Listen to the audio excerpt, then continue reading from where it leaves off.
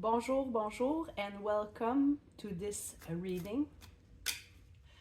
And today I'm inspired to do reading, but I have no idea what it is going to be regarding. Our goal here is to elevate your perspective, bring clarity, and to encourage productive actions towards your goals and your dreams. So let's see what the cards want to talk about today.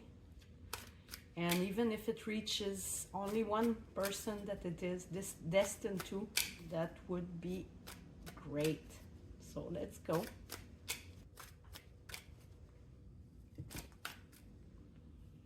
Okay, so we have the Four of Wands, the Four of Pentacles at the bottom of the deck, with the Knight of Swords showing up its nose. And we had two sets of cards falling out. We have the Three of Wands, the Five of Wands, the Two of Wands,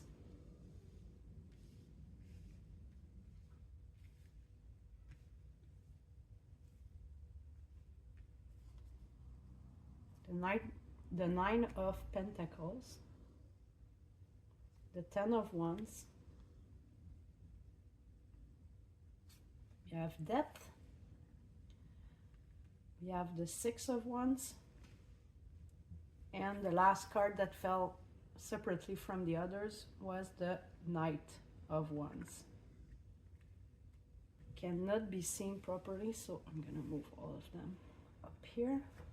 So what is the message?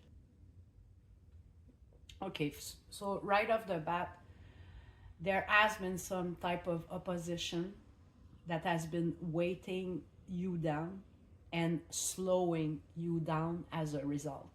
It seems maybe that you are with the Nine of Pentacles here by yourself, maybe at the moment, or feeling like you are carrying the torch by yourself. There has been some obstacles with the Five of Wands and the Two of Wands, slowing down your process, your progress, but also slowing down your ships to come in. I'm seeing that there's some sort of feedback from the universe that has been trying to manifest here, but because your energy level, vibration level here, look at the arrows that are pointing down here, with this one trying to pierce through and to go forwards, but there's this weight that is waiting on the energy. It's been slowing the progress, the work that you've been trying to do. So there is a correlation here, in my opinion, between outside opposition and outside energetic forces that are interacting with inside elements. Namely, I think for me it's insecurities here with the Five of Wands, the feeling that you need to fight for what you want, that you need to illustrate yourself, that you need to come up on top one way or another. And when these energies or these events, can be tangible events, it can be people, but it can also be energies in the background that you can feel. When these waves hit you, it brings up those kind of insecurities, and then the part of you that is feeling maybe not worthy enough or not good enough starts to create some sort of inside fighting, and there's an expenditure of energy here that is wasted because you're working against yourself, maybe unknown to you. It brings up friction, inside and outward friction.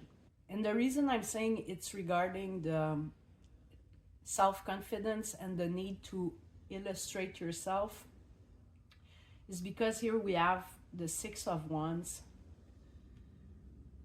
which for me is explaining a little bit better what is going on with these cards.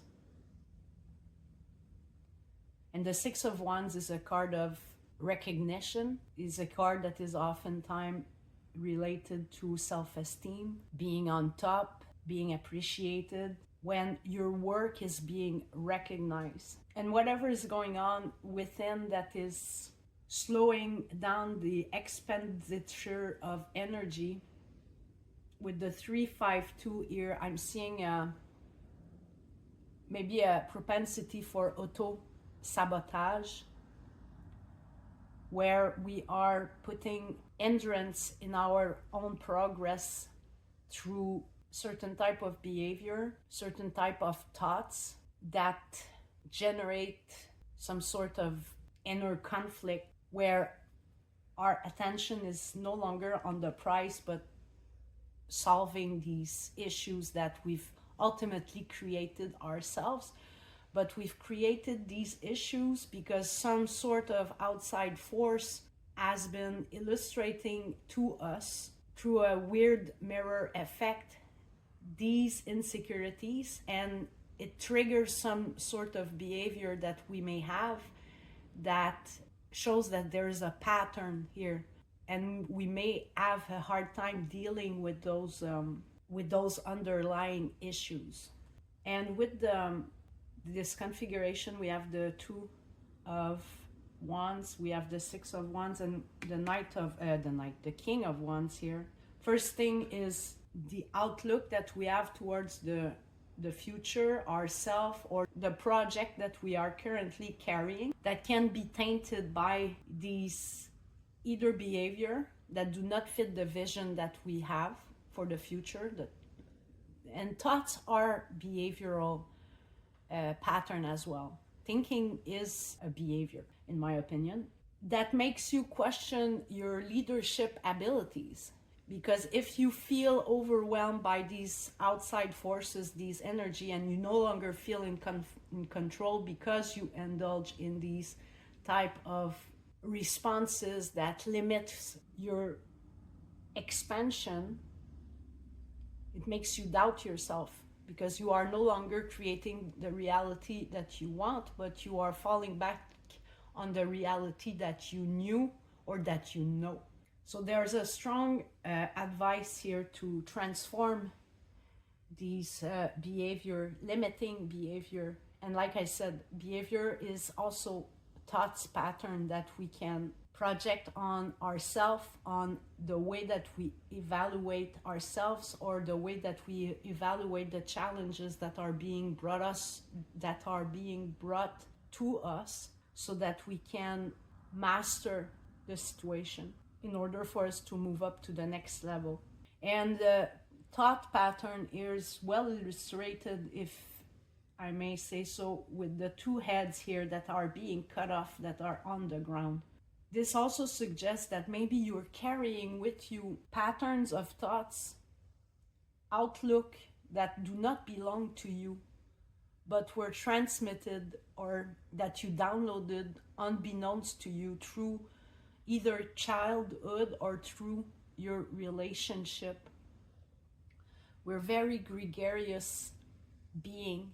We're very sensitive to one another's emotion, thoughts, and behavior, and we have an inner tendency, it's almost a pulsion to conform in order to fit in order to survive. But here it suggests with that card, which is a very strong card in the middle of all this fire, that something needs to be done with, something needs to die, in quotation, something needs to be transformed through its core. Feels like there's a need to do a deep dive into that inner looking that we have regarding ourselves and our ability to carry our inner vision, or the vision that we project outside, the way that we look at ourselves and the world. Because the King of Wands here is ultimately like the solution, is the way to move forward, and he's the man with the vision. He's the man with the project outlook, the enterprise, and he's through his vision, he's able to rally up other forces around him in order to create what he wants to create. It's a very magnetic and attractive force. And for that reason, he's very charismatic. He's like surrounded by this ring of fire where even though people may try and project on him some sort of negativity, the fire will burn it up before it even reaches him. And as you see here on the table, you are surrounded by this fire that can be used as protective force, but maybe for the moment you're still in a state where you need to master it. And with the Four of Pentacles at the bottom of the deck here, I don't know if you can see it, and the Knight of Swords that is peeking out, which shows someone very defensive and there may be a need to enforce these boundaries. Decide for yourself what belongs to me and what doesn't before it gets the better of you. And sometimes it's hard to determine because there are some states that we've been carrying with us for so long that it feels like it's belonging to us because we are used to these states. However, if I may, from my own experience, what I have come to understand is that whatever makes me feel not good does not belong to me. Because ultimately, energies are energies. The question is, does it resonate with you and uplift you, or does it bring you down? If it brings you down, it does not belong to you because it does not resonate well with you. So it needs to be cut off. But when we are kind of caught up in the energetic nexus that does not belong to us, oftentimes it's because we've identified with it, and that identification needs to be cut down. And like I said, personally, I think it's through some sort of outlook that we've borrowed that does not belong to us, and that outlook tends to come with maybe other type of enacted behavior that do not serve our goal or the direction where we're trying to go, that would make us feel more complete, more vibrant, that would make us feel more well-being. What else can I use for this? Let me try and get other type of advice or complementary information for you.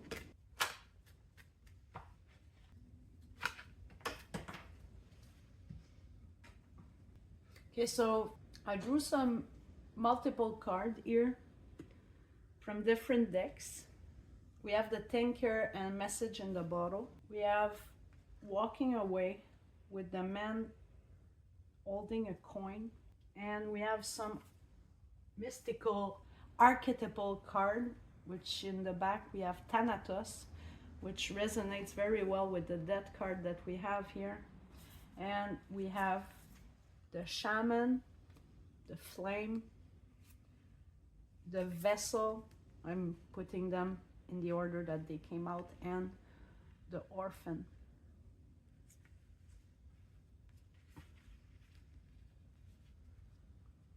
And this feels very mystical. I'm not gonna lie, it's so there is some amount of thinking and consideration that should be given to the information that was offered here, because we have Message in the Bottle, and it feels that's what I'm doing right now. And we have the Thinker here. And with the man holding a coin and walking away, and incidentally, the Walking Away card is right beside the Death card. So is there some type of relationship that we are still entertaining or feeding in some capacity that is not positive for us? Maybe because, with the man holding the coin here, maybe because we feel a need for some sort of stability, whether it is financial or whether it's stability in the way of an identity, stability and some sort of outlook on life, and that it would be difficult to take the plunge and throw everything up in the air. But it does speak of, with the Nine of Pentacles here, which is a very financial independent card. It's a card of being the ruler of your own territory. And we have the Six of Wands, which is coming on top, feeling worthy, being recognized, with the King of Wands being the carrier of your own vision, the entrepreneur being the carrier of the torch to some degree, inspiring others. Is there some type of dependency that is preventing you from moving into this vision? Maybe there is a fear of having too many responsibilities here with the Ten of Wands. And with these cards, we have the Shaman, the Flame, the Vessel, and the Orphan. It could indicate, like I said, this fear of being the sole carrier, of being the leader, the responsible one, having all of this on your shoulder, feeling by yourself. There may be a fear of that, carrying too many responsibilities. With the Shaman here, I'm seeing powerful inner knowledge that is ready to spring up and speak to you from a deep inner well. It's this, the flame is already lit up, and we saw with all the fire on the table that it seems that you are animated by some sort of passion already. You are moving forward. It's just that some behaviors are slowing you down in a certain way. I'm being stunned by the Vessel. I'm not sure what the Vessel means. I heard the return to innocence, and maybe the return to your inner sense of direction, instead of following what outside forces may want you to believe or may want you to do.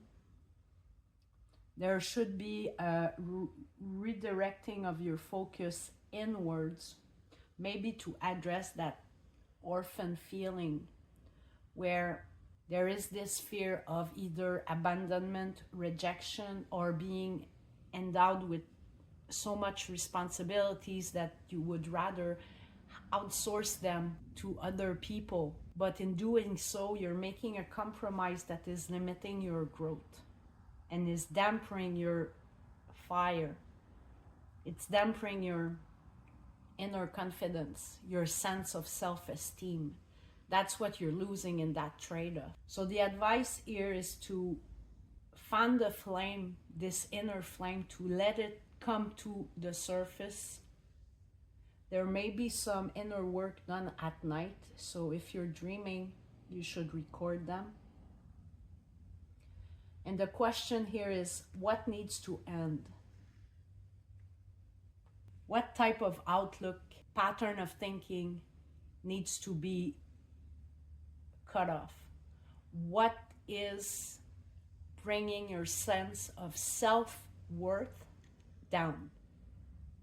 And this will tell you what you need to cut off. And then once you do, the inner vision will be clearer, and you will be able to magnetize to you these forces, these positive forces that will want to reinforce that vision, that positive vision that you will carry of yourself and by extension of the outside world. And it will be a positive feeding loop instead of being a negative one where you're being brought down by negative forces. I hope that I'm able to communicate adequately what I'm trying to say here. I hope this was helpful.